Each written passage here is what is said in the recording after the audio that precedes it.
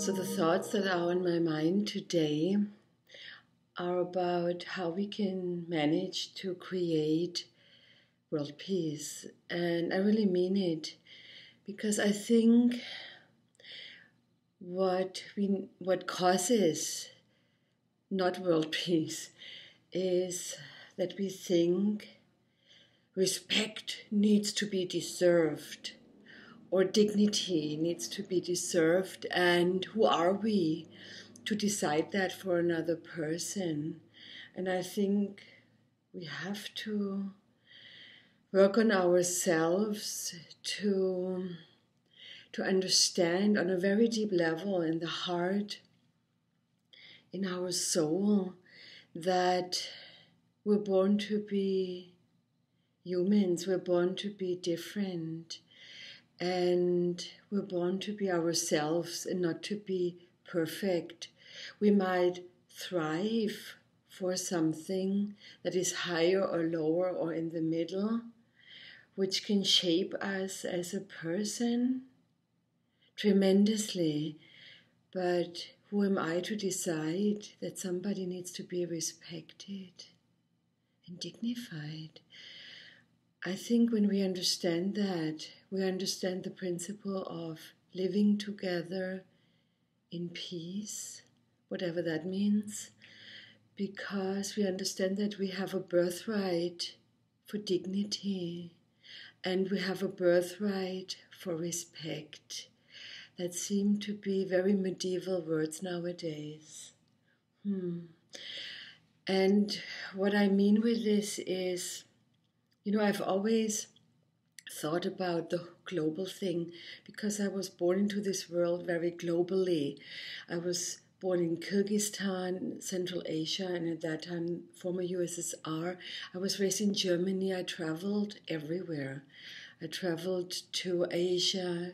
I traveled through Europe, America, Africa, and Australia, New Zealand, and I didn't go to the Antarctic, though it's so cold there. Okay, what I want to say is, though, I've seen where peace starts and where peace ends in all those countries. And usually it starts when we give respect and dignity because somebody is here at all. For me, this also applies to animals, to plants, to the earth, to everything that is the existence, because I don't think that we have the right to decide what is allowed to be here and what isn't, because we didn't create it in the first place. So what gives us the right? And this is where peace can start. For me, peace ends when we take over. When we think ours is better and we have a right to take the resources. When you look back in history, it was always about the resources, that somebody had or a country had or a tribe had that we didn't have. Or we thought we have a right to rule. And, I think that is something that is not just applying for nations. I think this applies for us as individuals in everyday life. And I can tell you, I can write a book about it. I could actually write a book about how, racism against blonde women. Because the way I thought or I was, and people considered me to be, attractive in their conditioning. And because of that, of course, it has deeper reasons. They wanted and they thought they have a right to take over. And I experienced that when I went to psychotherapy sessions with a doctor there who took over my body. I experienced when I traveled, but also in relationships.